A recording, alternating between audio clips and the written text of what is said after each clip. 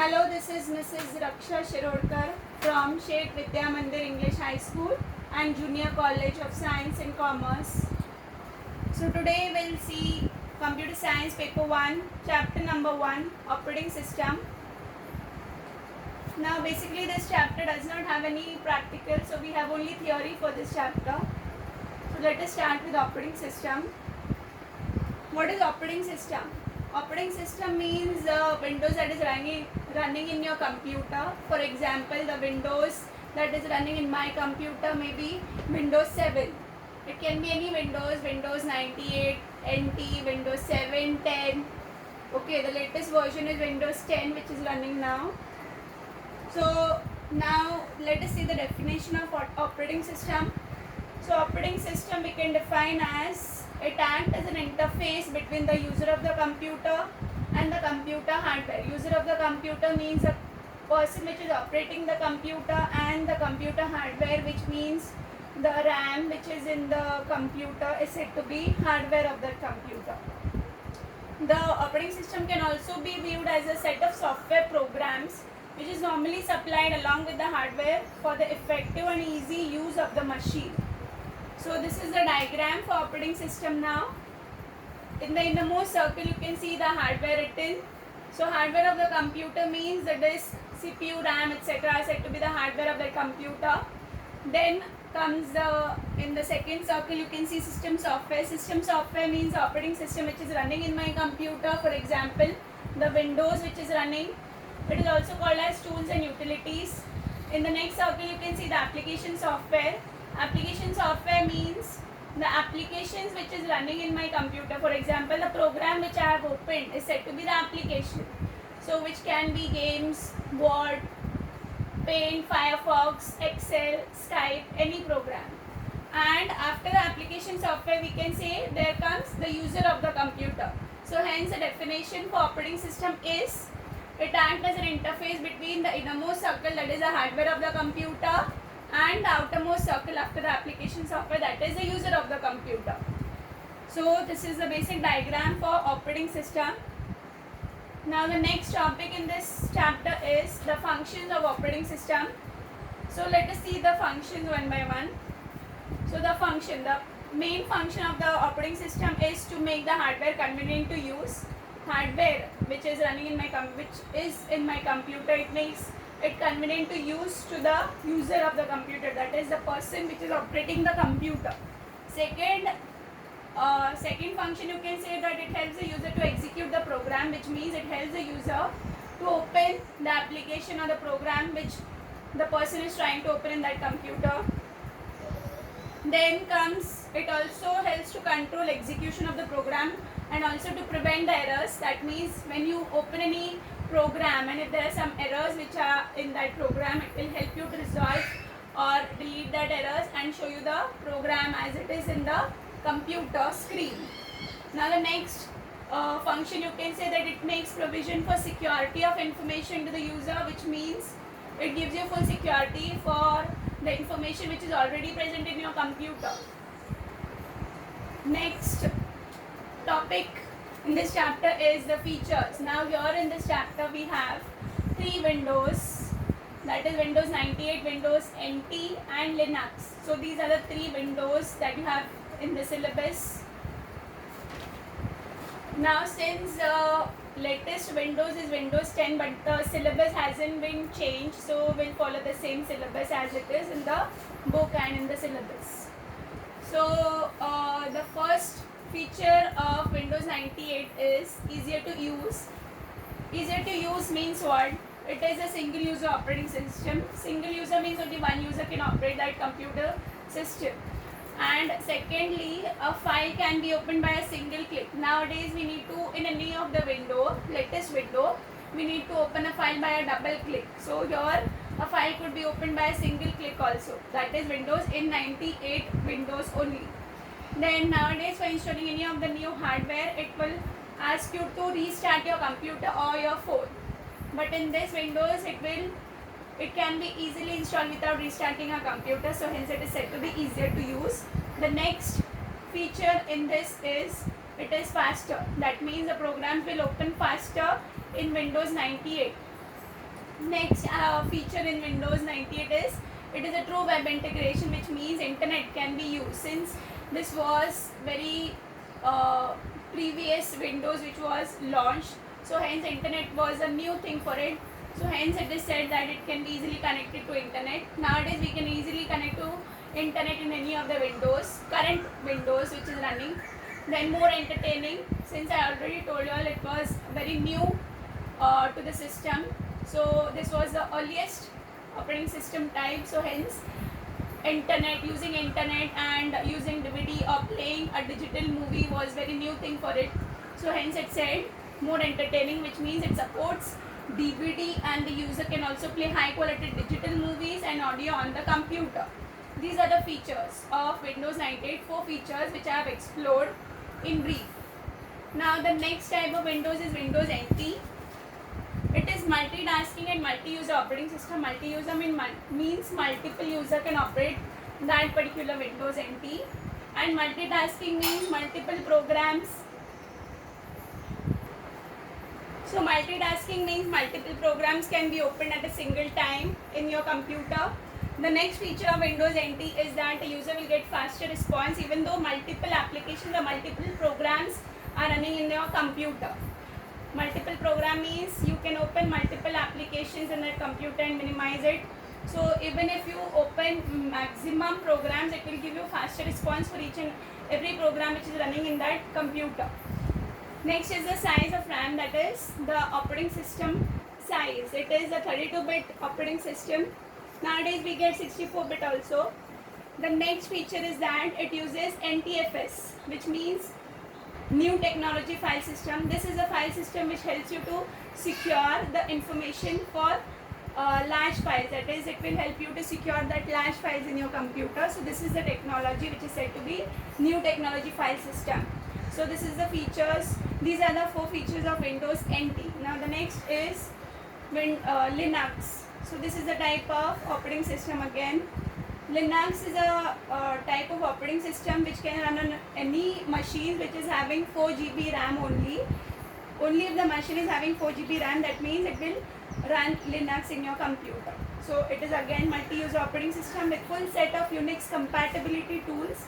Unix compatibility tools means it is a toolbox or the tools which comes in this software which is said to be Unix.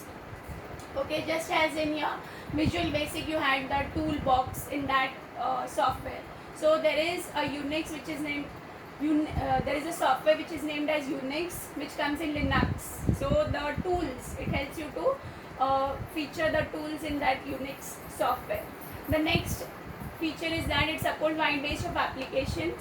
Then it is also free software that the user does not have to buy or purchase a licensed version. There is no licensed copy of this particular software. So it is a free software. It can run on any machine which is having only 4 GB RAM. Then it is a free means the user does not have to purchase that software. The user can also copy it, modify it and use it in any manner they want to use. These were the 3 types of operating system that we learned today. These are the features of the 3 types of operating system. Now we'll go on to the next topic in this particular chapter, that is the areas of operating system. Now there are 3 areas. This operating system is divided into 3 areas and the services we'll see one by one. So the 3 areas are: number 1, information management, also called as IM. Second is process management, also called as PM. Third is memory management, also called as MM. Now one by one we'll see all of these management areas which are under operating system.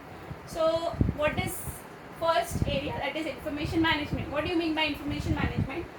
Information management means the operating system. What is the task of operating system in this management? Now the operating system will give you the facility to store, retrieve, modify the information which is present in your folder or directory. So IM is basically a management technique and the operating system will give you the facility to store, modify or retrieve the information which is present in your folder.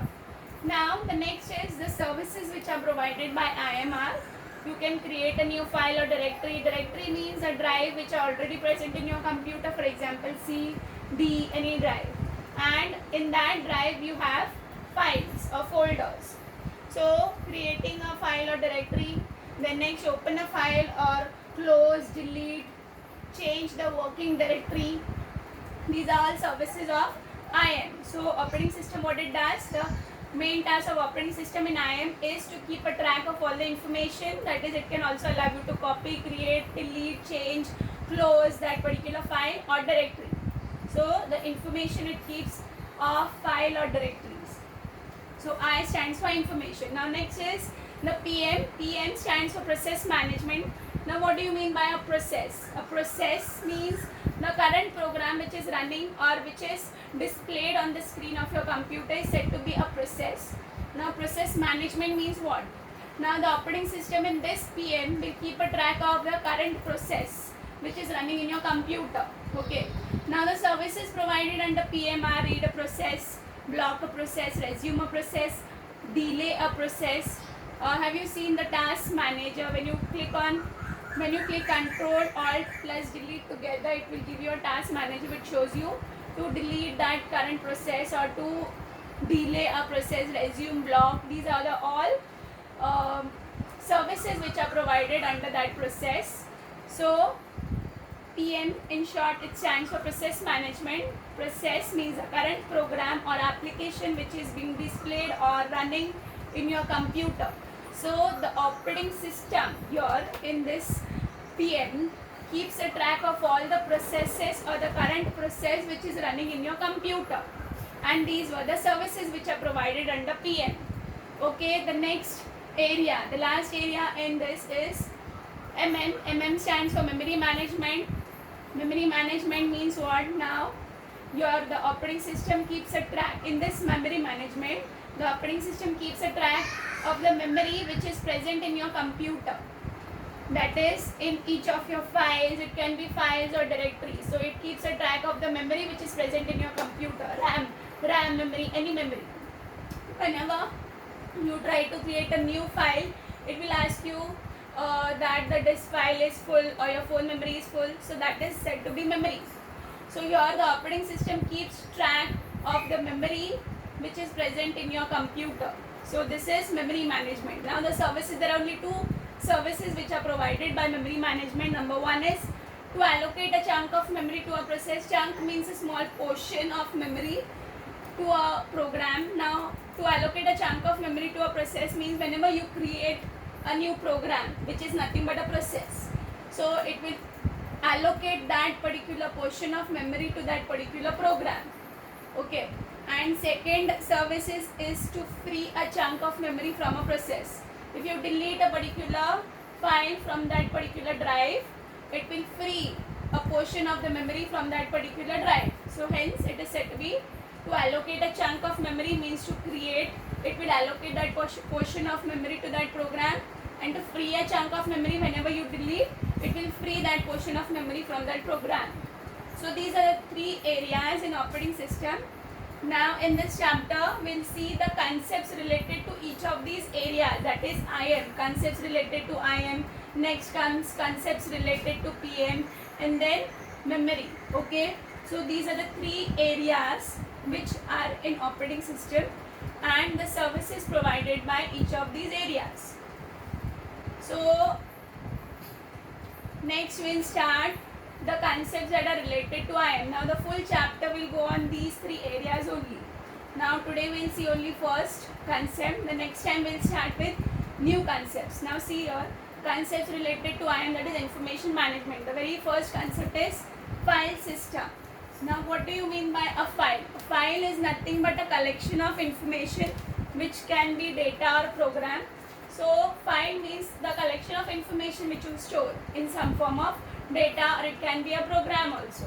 Now there are two types of file system. Now as I already told you all, IAM means information management.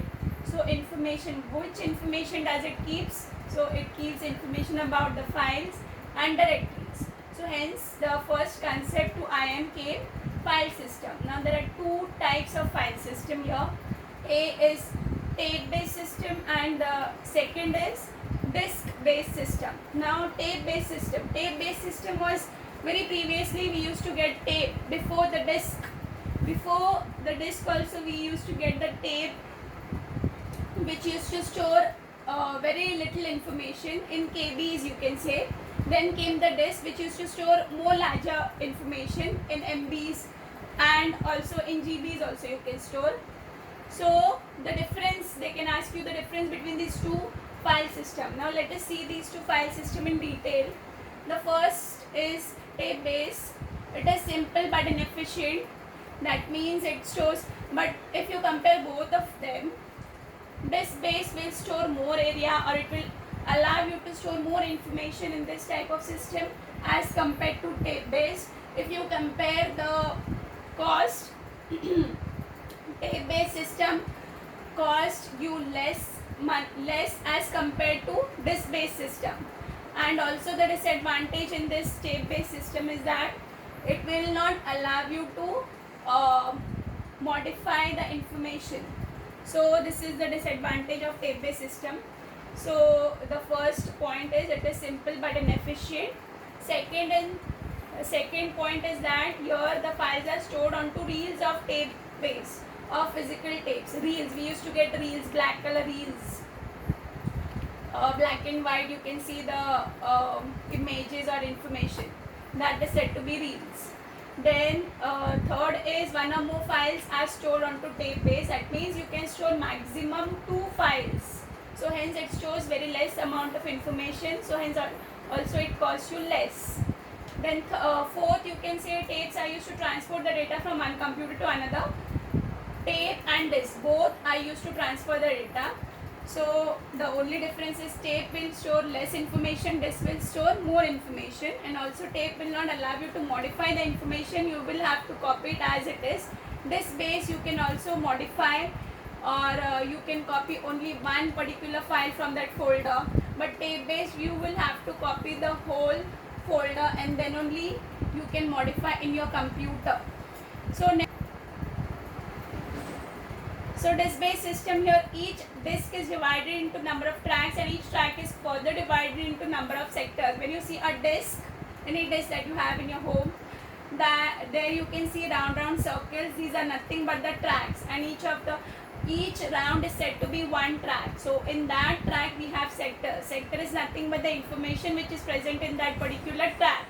So next point you can say as a disk has a device directory indicating which files are onto the disk. That means, as I already told you all, you all can modify the information that is present in that particular disk and also copy the only one particular file from the whole folder if you want, but you cannot do this in tape based system. So if you compare both, disk based system will be the best. So this was the difference between the two file system basically. So next time we'll continue with the same topic, that is more concepts related to IM. The first concept was file system. The next we'll see more concepts related to IM. Thank you very much.